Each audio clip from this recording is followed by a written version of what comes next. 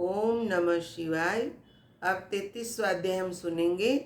सुत जी ने कहा, हे ऋषियों, इतनी कथा सुनकर देवर्षि नारद जी पितामह ब्रह्मा जी से बोले, हे पिता, दक्ष के यज्ञ विध्वंस का वृत्तांत मैंने सुना। अब आप कृपा कर विस्तार पूर्वक यह बताइए कि यज्ञ नष्ट हो जाने के उपरांत क्या घटना घटित हुई। यह सुनकर ब्रह्मा जी ने शिव जी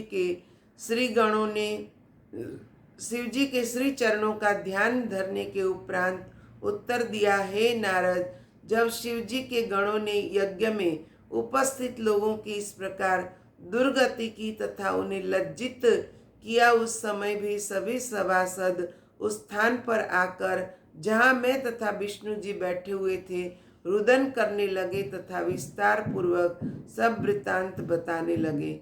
देवताओं तथा मुनियों की उस दुर्गति को देखकर हम दोनों को बहुत दुख हुआ।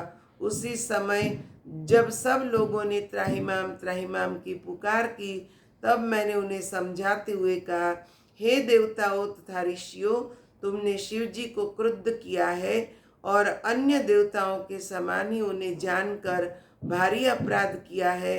अतः अब तुम सब लोग शिव जी के चरणों पर गिरकर प्रार्थना करो और उनसे ही अपना अपराध क्षमा कराओ। तीनों लोकों में ऐसा कौन है जो शिव जी के क्रोध को सहन न कर सके? भगवान सहन कर सके। भगवान सदाशिव रौद्र होते हुए भी आशुतोष हैं। वे सेवा करने पर शीघ्र ही प्रसन्न हो जाते हैं। अतः तुम सब उनकी शरण में जाओ। तुम सब शिव जी के बिना यज्ञ में अपना भाग लेना चाहते थे, उसी का फल तुम्हें प्राप्त हुआ है। जो लोग शिव जी के शत्रु बनकर सुख प्राप्ति की कामना करते हैं, उनका अंत ऐसा ही होता है। जो शिव जी क्षण भर में ही संपूर्ण सृष्टि को भस्म कर देने की सामर्थ्य रखते हैं, उनसे शत्रुता करके किस प्रकार सुख मिल सकता है। मैं भी दधीचि के शाप के वशीभूत होकर उस यज्ञ में चला गया था। अस्तु, तुम लोग निश्चिंत होकर शिव जी की शरण में जाओ, वे तुम्हें अवश्य क्षमा कर देंगे।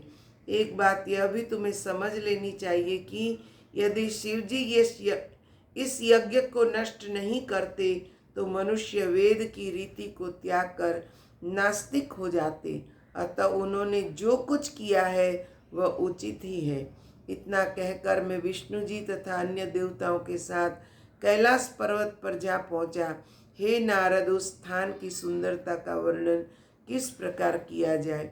वहां पहुंचकर किसी को किसी प्रकार की चिंता और शोक नहीं रहता। वहाँ चारों ओर सुंदर फुलवारी लगी हुई है, जहाँ भांति भांति के सुंदर पुष्प तथा फल वृक्षों पर शोभित है। कैलाश के आगे हम सब ने कुबेर की अलकापुरी को देखा। फिर उस पवित्र वट वृक्ष को देखा जिसके नीचे भगवान शिव शंभु बैठे हुए थे। जो लोग उन शिव जी के दर्शन प्राप्त करते हैं, उनके धन भाग्य हैं। महाप्रभु का इतना सुंदर स्वरूप था कि उसका वर्णन नहीं किया जा सकता। उनका शरीर अत्यंत कांतिमय था। उस समय वे वीरासन की मुद्रा में कुश के आसन पर बैठे हुए थे। तब मैंने, विष्णु जी ने, दधिगुप्त ने तथा अन्य देवताओं एवं ऋषि मुनियों ने उन्हें प्रणाम करते हुए अनेक प्रकार की स्तुति की। यहाँ पर 33वां अध्याय पूर्ण होता है। ओम नमः शिवाय। उमापति महादेव की जय।